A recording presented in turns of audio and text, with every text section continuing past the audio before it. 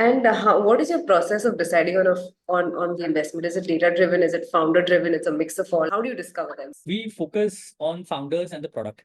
So even when I'm saying pre-seed, we usually don't invest without a product sort of prototype in place so that we get to understand, is it unique at all, right? If something is not unique and it's a Me Too kind of product, we usually don't invest. Second, of course, the founders, what we try to do is match their personal attributes to the kind of sector that they're playing in. For example, we invested in this company called Masterchef, which is a consumer brand.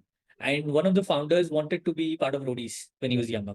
That's the kind of sort of aspiration that he had. Therefore, he's very, very happy being on camera. He's very, very happy being an extroverted person, and he's built a great brand on social media for the brand, for the MasterChef. That really convinced us, apart from obviously the product being good. Whereas if you look at fintech or small case, etc., they're not necessarily extroverted people, but they take a sort of measured approach, understanding the legalities and the regulation in place. And even if it's a slower journey, they're okay with it, right? And they're not trying to rush into anything. We feel that's very, very important for any fintech product or company. If you ask me personally, I've probably leaned a bit more on product rather than the founder, but I've realized it the hard way that founders matter more. Even if you get the product right, even if you get a sector right very, very early, if you back the wrong founding team, that doesn't change, right? Then your investment is stuck for a few years. There's no way to get out.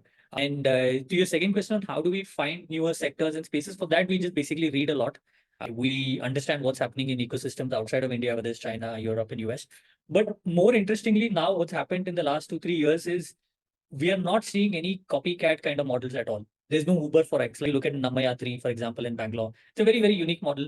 And there is no ONDC equivalent anywhere else in the world. So this could not have been built anywhere else. UPI credit, so many interesting, like example, even our own company, Sri Mandir, which is apps for Bharat, building for spirituality in India. There are not that many comparables in US or China for a product like this, right? So apart from looking outside for inspiration, we also just try to understand consumer trends on what is changing and some early trends and ideas. And in a lot of these cases, this early trends and ideas are explained to us by the founding teams also, right? Because they go through something or they understand something from their circles, which we might not be privy to. We take inspiration from founders, and if we think it's logical and makes sense, then we are okay to back them.